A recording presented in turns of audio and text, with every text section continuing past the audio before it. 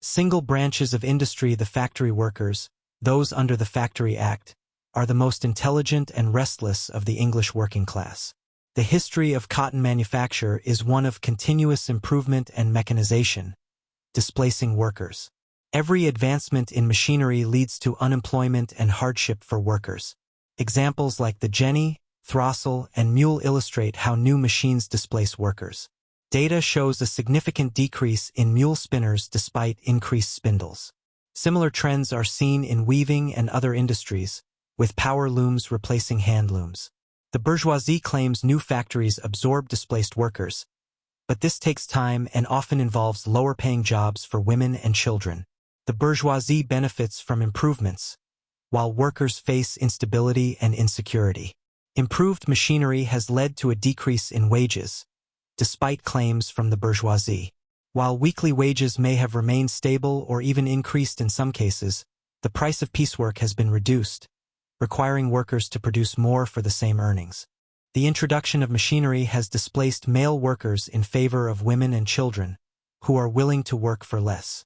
This is especially evident in spinning mills, where women and girls are primarily employed, despite denials from manufacturers. The displacement of workers by machinery has had devastating consequences, including widespread unemployment, poverty, and despair. Many workers have been forced into begging or crime to survive.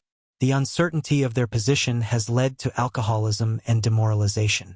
Handloom weavers are among the worst affected, working long hours in poor conditions for meager wages.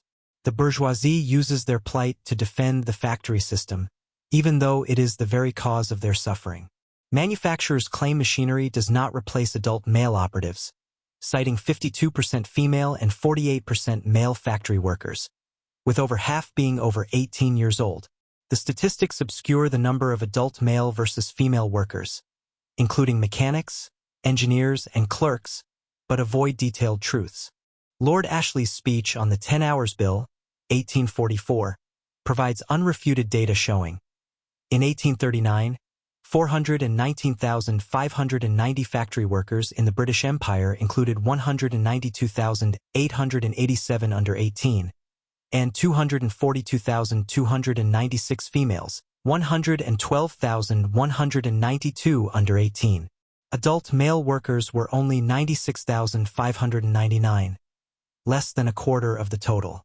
High percentages of females in various mills: cotton, 56.25%, woolen, 69.5%, silk, 70.5%, flax spinning, 70.5%. The high female employment rate indicates the displacement of adult males and the resulting social upheaval.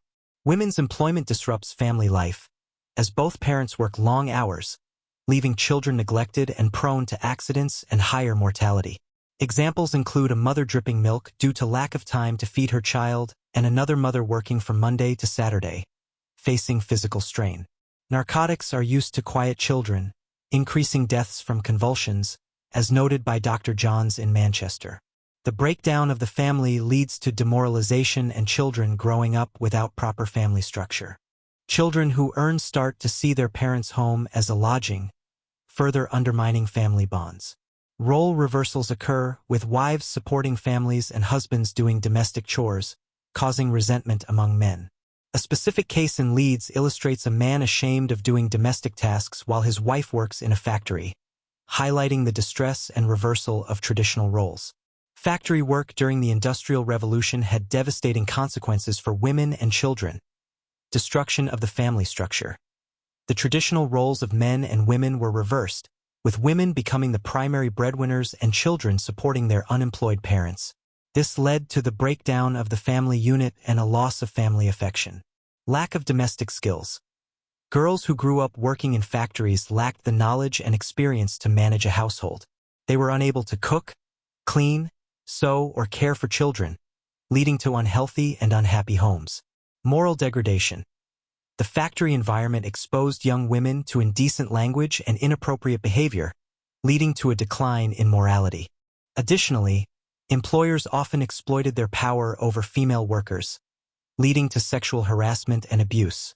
Health risks. The long hours and harsh conditions of factory work, took a toll on the health of female workers, especially children. They were often overworked and undernourished, leading to stunted growth and various illnesses. Child exploitation. Children were employed in factories from a young age, often working in dangerous conditions for long hours. They were deprived of education and a normal childhood, leading to physical and psychological harm. Young children employed. Children as young as 5 were employed in factories, often working 14 to 16 hours a day.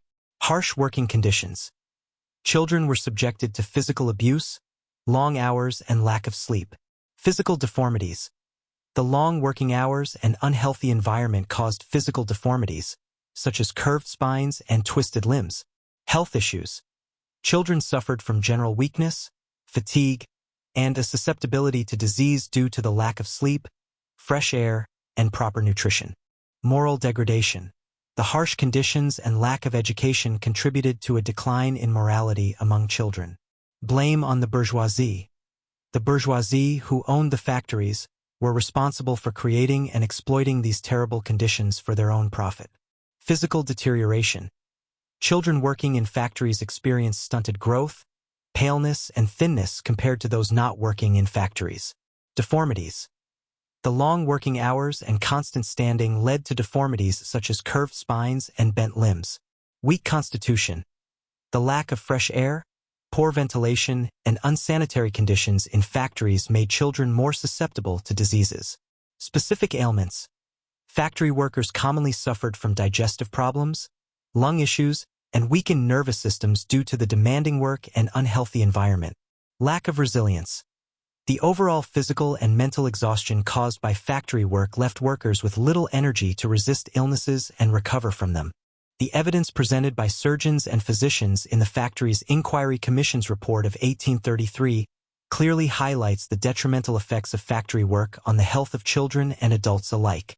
The long working hours, poor ventilation, and lack of physical activity contributed to a range of health problems and a general decline in the overall well-being of the workers. Premature aging.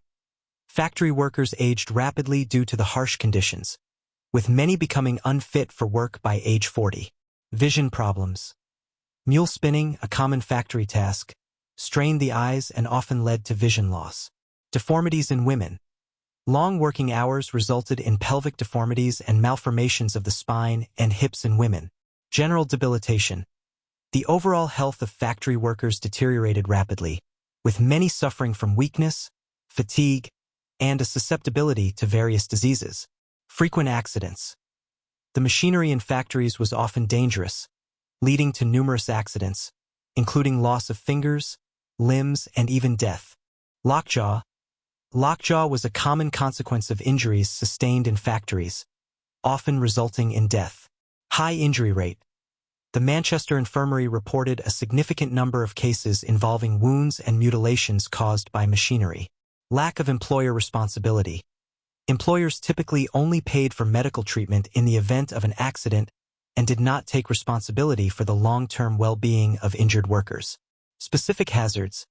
Certain jobs, such as flax spinning and throstle spinning, were particularly dangerous and led to specific types of injuries.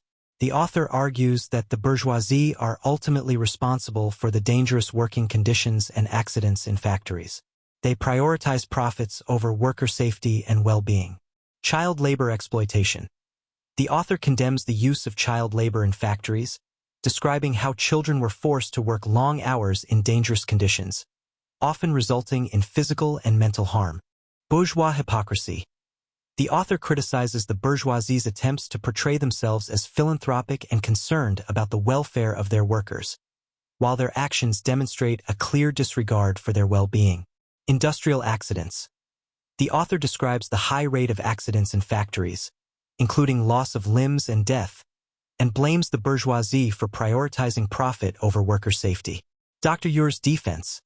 The author criticizes Dr. Ure's defense of the factory system, accusing him of downplaying the hardships of factory workers and blaming them for their own suffering. Industrial diseases. The author reiterates the numerous health issues caused by factory work, including stunted growth, deformities, and chronic illnesses. Bourgeois hypocrisy. The author criticizes the bourgeoisie for using the 1833 factory report to falsely claim that factory workers are healthy, while ignoring the evidence of widespread chronic illnesses. Factory Act of 1833. The author details the provisions of the Factory Act, which aim to protect children by limiting working hours and mandating school attendance. Criticisms of the Factory Act. The author points out the law's shortcomings, such as the difficulty of enforcing it due to the fear of workers to testify against their employers. Dr. Ure's opposition. The author criticizes Dr. Ure for opposing the Factory Act and falsely claiming it harms children by taking away their jobs and leaving them to resort to begging and stealing. Limited improvement. Despite the Factory Act of 1833, the working conditions in factories remained harsh, with long hours and dangerous environments still prevalent. Chronic health issues.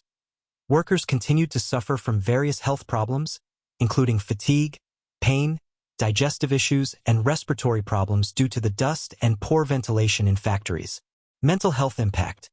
The monotonous and repetitive nature of factory work led to mental exhaustion and boredom, contributing to drunkenness and other forms of demoralization. Worker exploitation. The author emphasizes the absolute control factory owners had over their workers, dictating their schedules, meals, and even bathroom breaks. Lack of worker rights. Workers had little recourse against unfair contracts or unreasonable regulations imposed by their employers, as the courts generally sided with the factory owners. 10 hours bill agitation.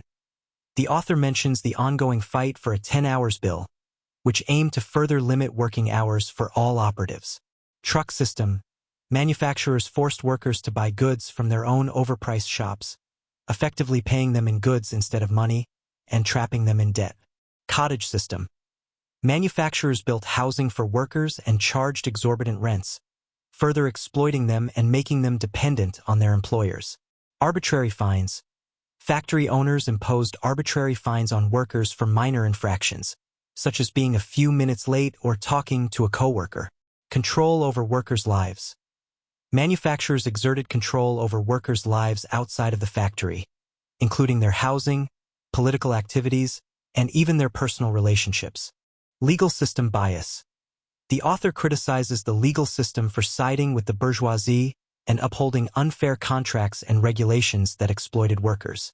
Resistance and activism. Despite the oppressive conditions, workers continued to agitate for better working conditions and rights, such as the 10 hours bill. Limited reforms. Despite some improvements due to the Factory Act of 1833, the working conditions in factories remained harsh and exploitative. Bourgeois deception.